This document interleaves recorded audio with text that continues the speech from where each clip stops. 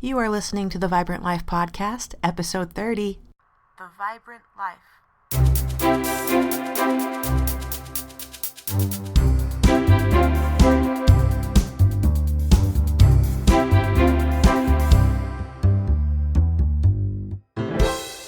Hey you, welcome back to the Vibrant Life Podcast. My name is Emily Romrell, and we made it to 30 episodes. Can you believe it, guys? Super excited about that.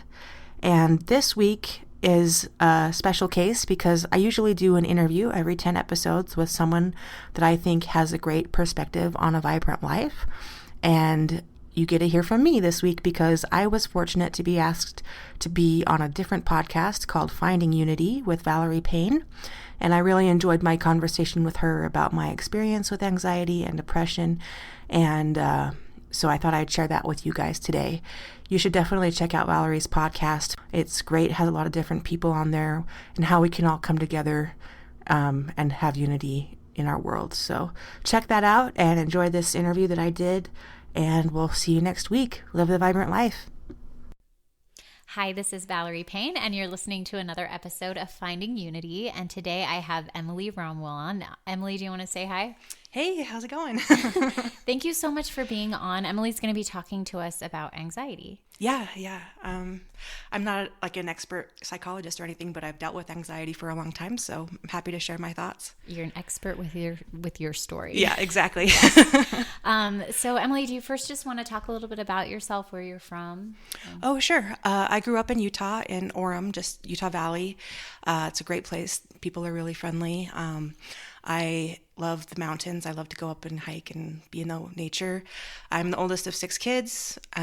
Friends, I have a really close family. Single, 35, and I love podcasting. I love reading, writing, music, anything creative. So yeah, that's right. Emily has her own podcast as well. So we're going to be talking a little bit about that as well as we chat today. Yeah. First of all, just tell us a little bit about your podcast and what inspired that. So it's called the Vibrant Life Podcast. Again, my name is Emily Romrell, and I just really felt compelled to start a podcast. I am kind of a introvert. I wouldn't say I'm shy. I'm really good talking one-on-one with people, but I hate being the center of attention. So I was like, why do I want to start a podcast? But I do feel like I've learned a lot of life lessons just in my own experiences. And I've always loved writing, and I've always loved like writing kind of personal essays. So I just felt like really honestly kind of like a push from my soul, like you need to share your story and share these ideas with people. So yeah, how did you come up with the name, and what would you say is the topic of your podcast? Yeah, so the Vibrant Life, well, like we're going to talk about anxiety today. I've dealt with anxiety and depression since I was a teenager, like 13 or 14. And I just know that life can seem really gray and kind of depressing if you let it, but you can choose to have a vibrant, happy life if you want to. And so I just wanted something that was like, yes, I want to live a vibrant, happy life, even if I'm dealing with hard things. Yeah. So what are some of the topics you've talked about so far in your podcast? This very last one I released on Friday was about planting seeds. So we talk about planting all kinds of seeds, just ideas that are good that you can open your heart to, about changes that you want to bring into your life. I am LDS, so a lot of the things I talk about on my podcast sometimes have LDS influences, or from the Church of Jesus Christ of Latter-day Saints, but it's not just for people of our church, it's for everyone. And I have a lot of friends who are not members of the church or from other backgrounds that I think benefit from it also. So yeah. That's awesome. Yeah. So tell us a little bit about your anxiety. How young were you when you realized it really started to impact your life? Sure. And when did it maybe become more intense, and how have you managed that? It really started to affect me when I was in junior high. I was like a Hermione from Harry Potter when I was in elementary school. Yes. I love learning. I love books. I thought I could conquer the world. I was fearless. And I think I hit puberty, and then just my world kind of flipped upside down. And I think that probably happens honestly for a lot of people, but they don't really talk about it. But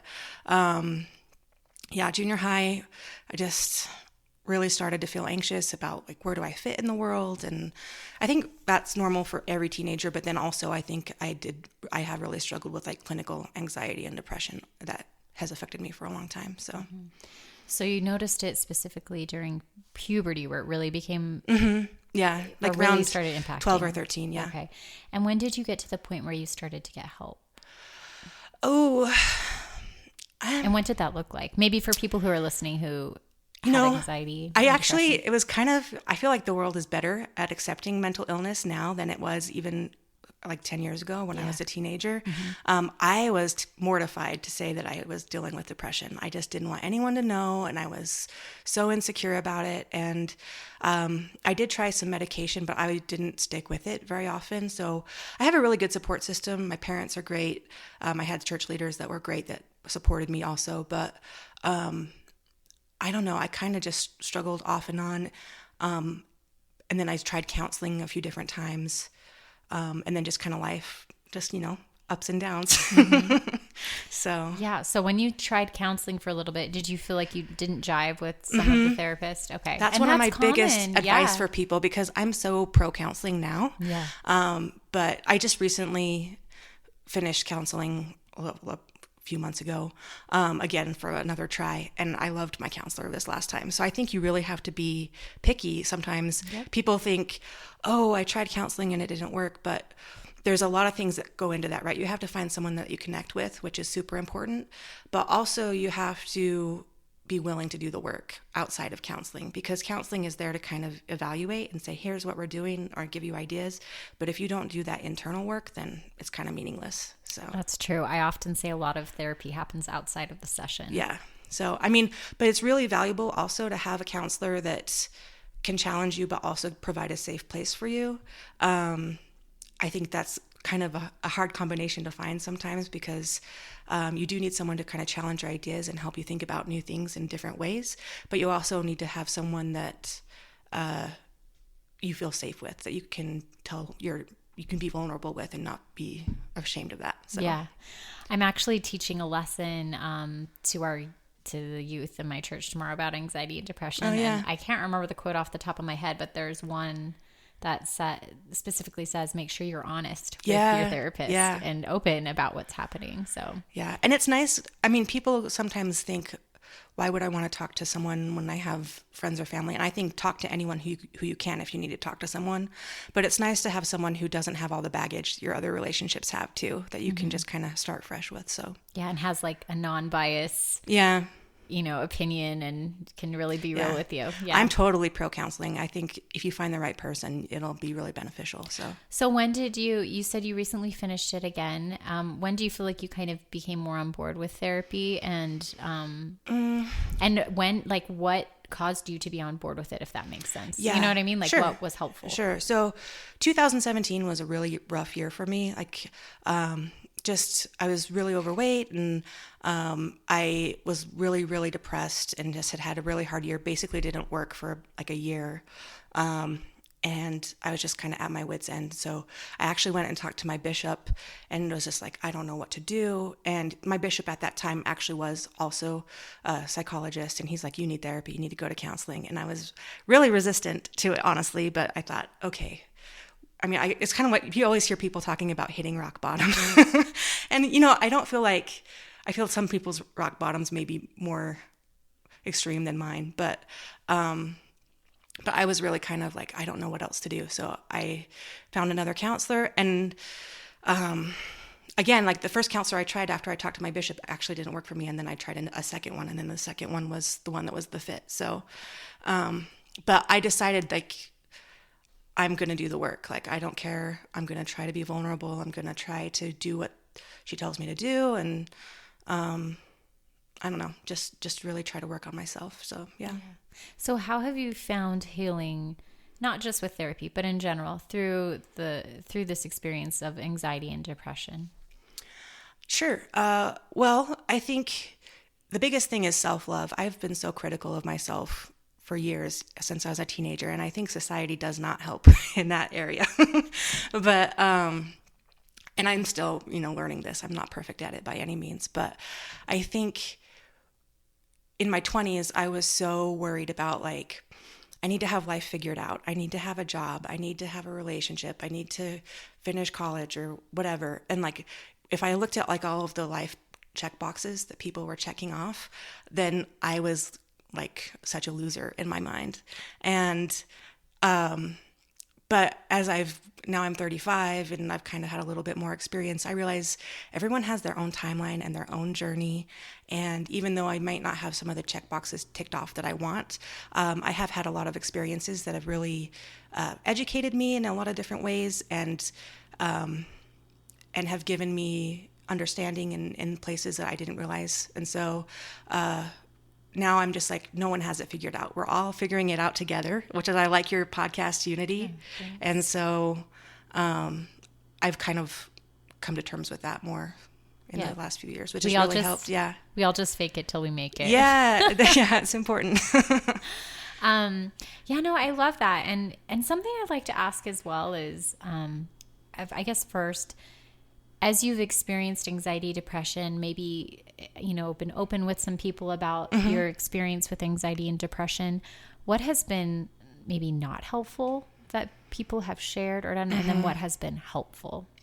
Yeah, it's kind of a fine line, because I do think people get really comfortable with anxiety and depression, and they can just stay there, and they just think, oh, I have anxiety, or I'm depressed, so they don't want to change, and then they get stuck in life, which I was there for a while. So I think people who want to say, oh, just snap out of it, just come on, it's not real. Or I think there is a lot of stigma still around mental illness. I think it's getting better.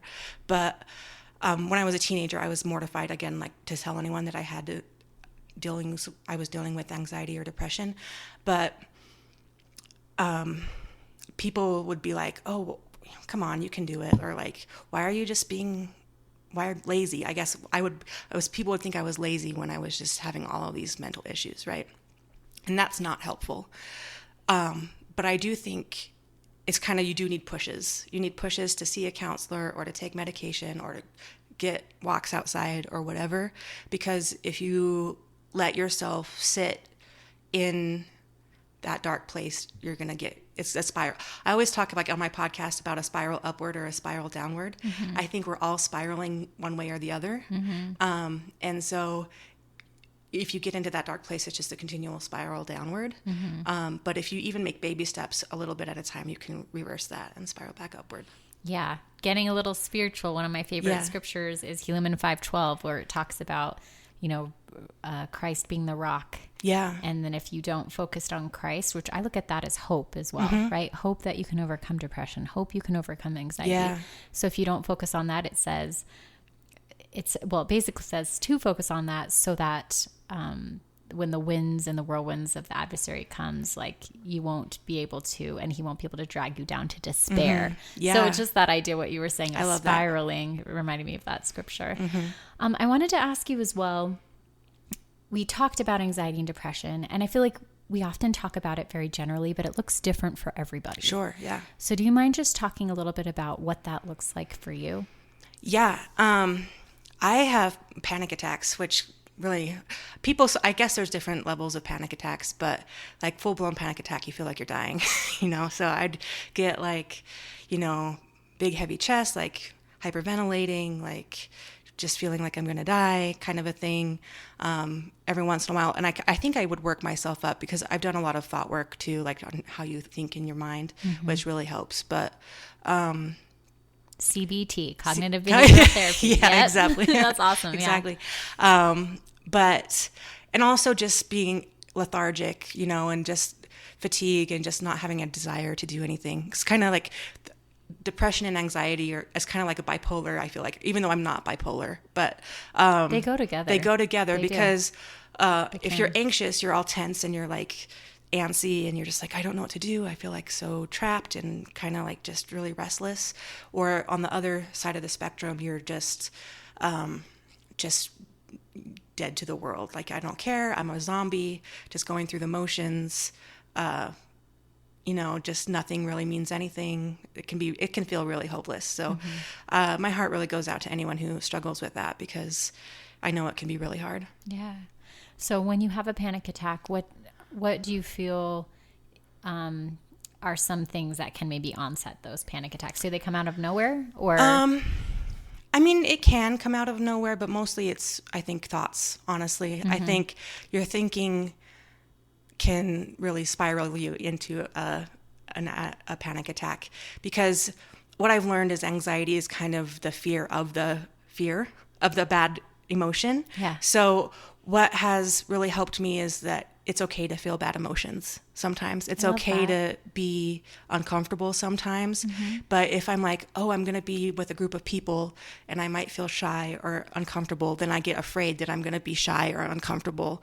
And then that fear just spirals. And I'm just like, oh man, I don't know what I'm going to do. And then what if this boy I like says hi to me? And then what if the food is weird and I don't like it, and then they're going to be, offended because I don't want to eat the food or whatever, it's just stupid little things. But then I start feeling that fear of the fear, and then that just grows. Yeah. And that's really for me, I think causes panic attacks. And so you said you feel like you've accepted those emotions, which is great. Well, I try. Yeah, or try to. And I think that's it. I mean, that's a part of acceptance and mindfulness too, right? Is to accept it and recognize like life isn't always wonderful for everyone. Those Instagram pictures everyone's posting, you have no idea what's going on underneath. It's right? true. It's true.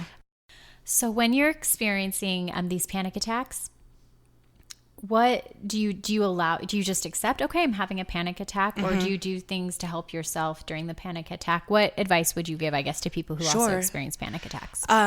Yeah, again, it goes to like the spiraling idea, but I think breathing is really helpful. So, there's a lot of different breathing techniques that you can try. The one I do is just you breathe in deep, really big for like 8 seconds, and then hold it, and then breathe out for 4 seconds and hold it, breathe in for 4 seconds and hold it.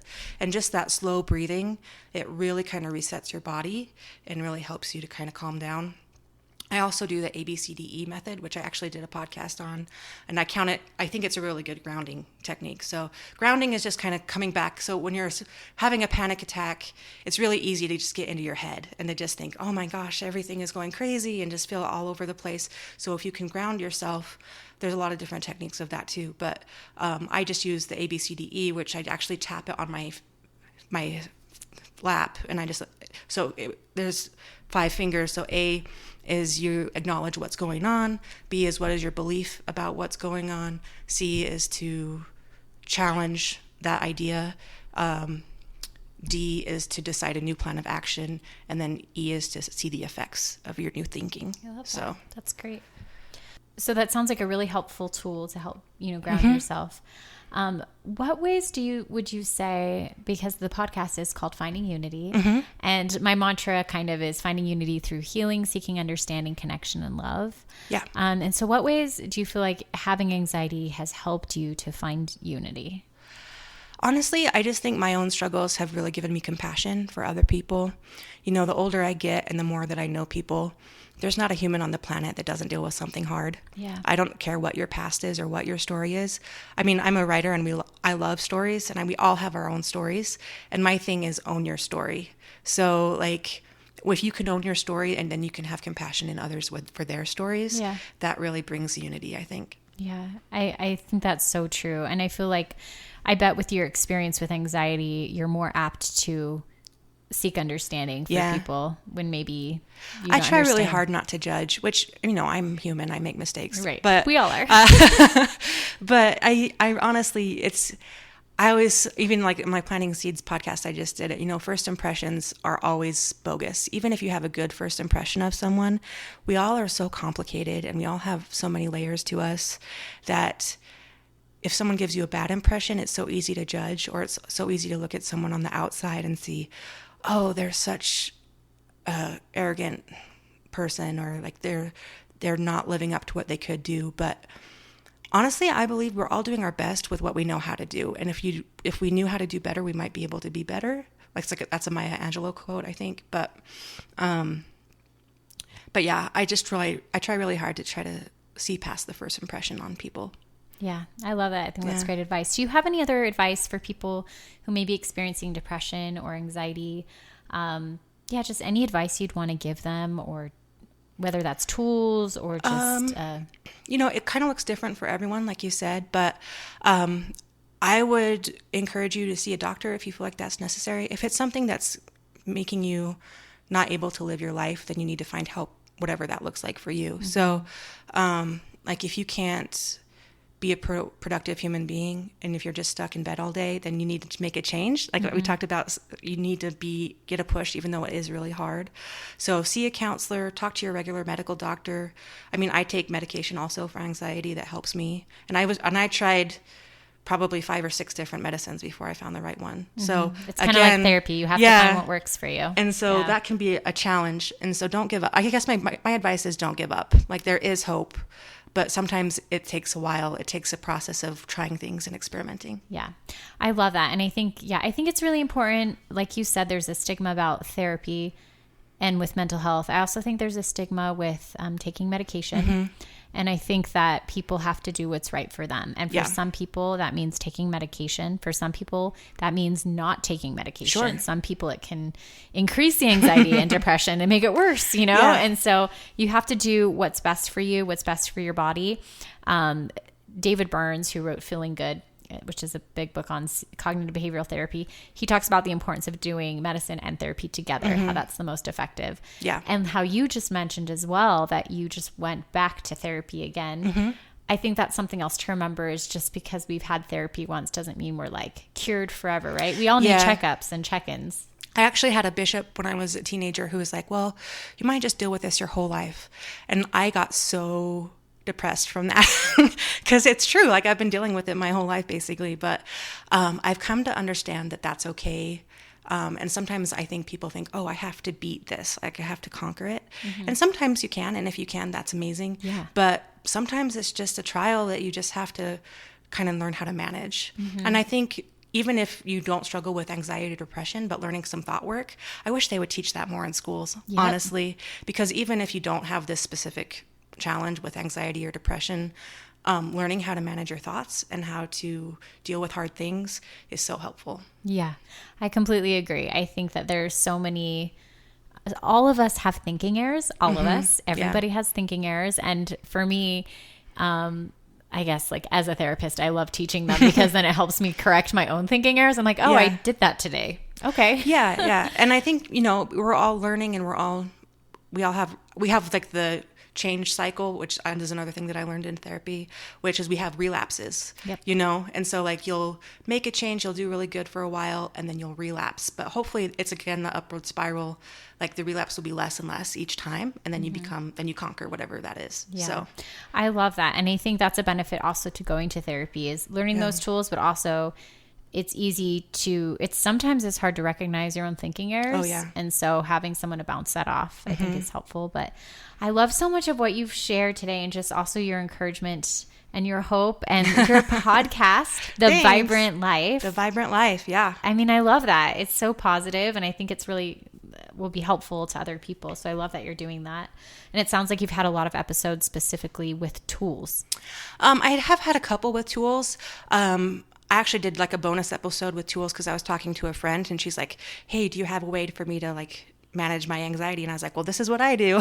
So then I did a podcast about it, but it's not only about that. It's just about life lessons that I'm learning. Yeah. I love that. Well, thank you so much for being on and chatting with me. I like to ask everybody on my podcast one final question. Sure. And that is, what does unity mean to you? I love it. I think unity is learning how to love others even if they're different, right? Which I love. You have people from all kinds of perspectives on this podcast, which I think is great. I think the world is so polarized right now, and there's a big lie out there that is, if you don't agree with someone, then you're against them. That's such a lie. And people can have different perspectives and still be amazing friends. And if people would just learn that and learn how to be kind, I think the world would be better. I love that. Yeah. We should all be kind. Yeah. Ellen DeGeneres says that I know. too. Like every episode. Kindness would make the world better. Yeah. Right? I love that. And also what you were saying about giving people the benefit of a doubt. Yeah. I think Brene Brown, talks about that in one of her books. I can't remember which one, but yes, I love that. All those thoughts. Thank you so much. Thank you so much for being on. I really appreciate you. Thanks for having me.